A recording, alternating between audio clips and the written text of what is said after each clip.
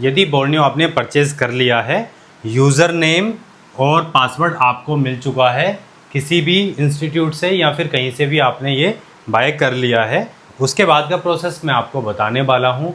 क्या करना होता है, कैसे हम कोई भी स्कीमेटिक सर्च करते हैं और क्या क्या इसमें फीचर्स होते हैं। तो सबसे पहले क्या करना होगा, मैं बोर्नियो स्कीमेटिक जो है डाउनलोड करोगे तो इस तरह का कुछ इंटरफेस आपको दिखाई देने वाला है। यहाँ पर आप यूज़र नेम में जो आपको यूज़र नेम दिया गया है वो यूज़र नेम आप इसमें डालेंगे और यहाँ पर आप इसमें पासवर्ड डालेंगे। उसके बाद में लॉगिन करेंगे तो लॉगिन करने पर आपको इंटरफेस कुछ इस तरीके का दिखाई देने वाला है। आपकी स्क्रीन पर ये इंटरफेस शो होगा। इसको आप चाहें तो फुल स्क्रीन में कर सकते हैं। ये भी फुल स्क्रीन में आ चुका है। यहाँ अब हमें इसके सारे फीचर्स दिखाई देंगे। यहाँ पर आप देख सकते हो ये होम के लिए है, उसके बाद में ये फेसबुक, ये इनके फीचर्स दिए हुए हैं यहाँ पर। और यहाँ जो मेन फीचर है हमारे वो यहाँ पर है। यहाँ पर ये इनकी ऐड वगैरह चलती रहती है।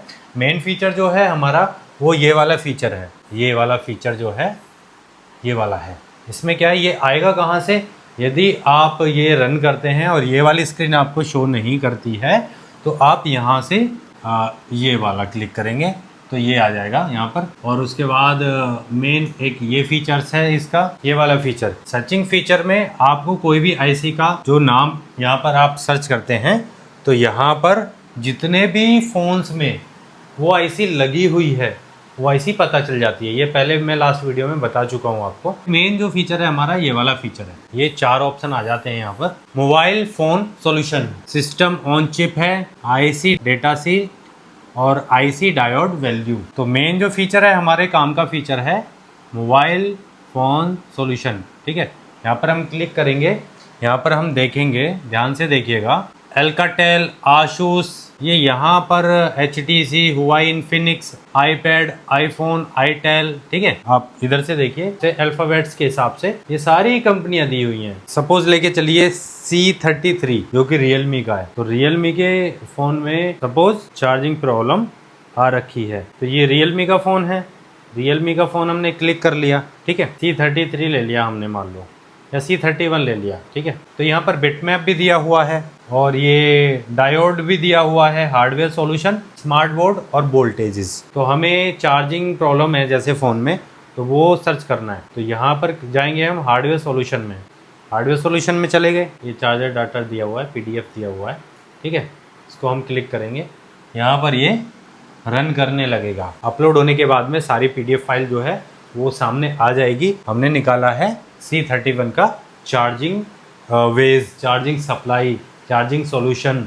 ये देखिए ये पूरा डिटेल दिया हुआ है। इसमें ये कुछ लाइंस हैं जैसे USB DM, USB DP, VBus, BA temperature की होती है, BT ID होती है, VWAT होती है। तो ये कुछ 6 लाइन इन्होंने दी हुई हैं जो कि चार्जिंग सॉल्यूशन में वो काम आती हैं। तो USB DM इन्होंने क्या किया है, येलो कलर का दिया हुआ है। USB DP इन्होंने ग्रीन कलर का दिया हुआ है। देखो सब PCB के बाद जो कनेक्टर आता है, कनेक्टर में सप्लाई आती है, ये वाला कनेक्टर होता है जो हमारा चार्जिंग कनेक्टर है। मैं जूम करके दिखाने की कोशिश करता हूँ इसको। VBus की सप्लाई है, 1 2 3 ऐसे करके जो पिन है इनसे ये साइड में जो रहती है ये वाली पिन पर इन्होंने रेड कलर की मतलब VBus की सप्लाई दी हुई है। दूसरी सप्लाई की हम बात करें, ऊपर से लेफ्ट में जो पहली पिन है, पहली पिन जो है यहाँ पर भी इन्होंने VBus की सप्लाई दी हुई है। ठीक है, उसके बाद में हम नीचे से 1 2 3 पिन पे इन्होंने DM की सप्लाई दी हुई है। उसके बाद में 4 पिन पर इन्होंने USB DP की सप्लाई दी हुई है। ठीक है जी, अभी हम इसको थोड़ा स्लाइड करते हैं। चौथी सप्लाई क्या रहती है, चौथी सप्लाई जैसे कि आप सभी जानते हो ये ग्राउंड की सप्लाई रहती है। उसके बाद आप नीचे का जो मेन फ्लैक्स है या फिर सब PCB है या चार्जिंग कनेक्टर है वो आप चेक कर सकते हैं। जो स्कीमेटिक लिया जाता है इसीलिए लिया जाता है, और भी कई सारी चीज़ें होती हैं इसमें। फीचर्स आप धीरे धीरे चेक करेंगे तो आपको सारी नॉलेज हो जाएगी। बाकी बिटमैप में जाके चेक करते हैं। बिटमैप में इन्होंने मेन PCB दी हुई है और आपकी सब PCB दी हुई है। 2 PCB इन्होंने यहाँ पर दी हुई हैं। मेन पीसीबी की अगर हम बात करें, मेन पीसीबी में इन्होंने क्या दिया है, ये देखिए यहाँ पर इन्होंने क्या दिया है बिटमैप में। अभी हम मान लो सीपीयू में लेके चलते हैं, ठीक है। ये इन्होंने सीपीयू दिया हुआ है U2100, ठीक है। यहाँ पर इनकी खास बात क्या है, देखो सीपीयू की ये वाली बॉल जो है उखड़ जाती है, निकल जाती है सीपीयू निकालते टाइम। ये बॉल जा कहाँ रही है, कहाँ से आ रही है, कौन सी सप्लाई आती है इसमें, क्या ये ज़रूरी है या नहीं है, उसके लिए ये बिटमैप का यूज़ किया जाता है। इस पर हमने क्लिक किया तो ये सारी डिटेल इन्होंने यहाँ पर दे दी है।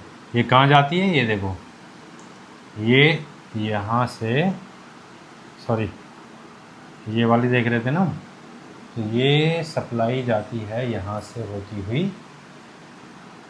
ये देखिए यहाँ से ये बोर्ड की दूसरी साइड में फिंगरप्रिंट वाली सप्लाई है ये। इसी तरीके से हम जहाँ भी मर्जी चाहें बोर्ड के किसी भी कोने में किसी भी पॉइंट की सप्लाई चेक कर सकते हैं। ये कैपेसिटर है, ठीक है, ये सप्लाई कहाँ जा रही है, ये सप्लाई कहाँ जा रही है, ये कहाँ जा रही है, तो सारी सप्लाई हम यहाँ से चेक कर सकते हैं। वीडियो काफ़ी लंबा हो चुका है, आई थिंक जो ज़रूरी चीज़ें थी वो मैं आपको बता चुका हूँ।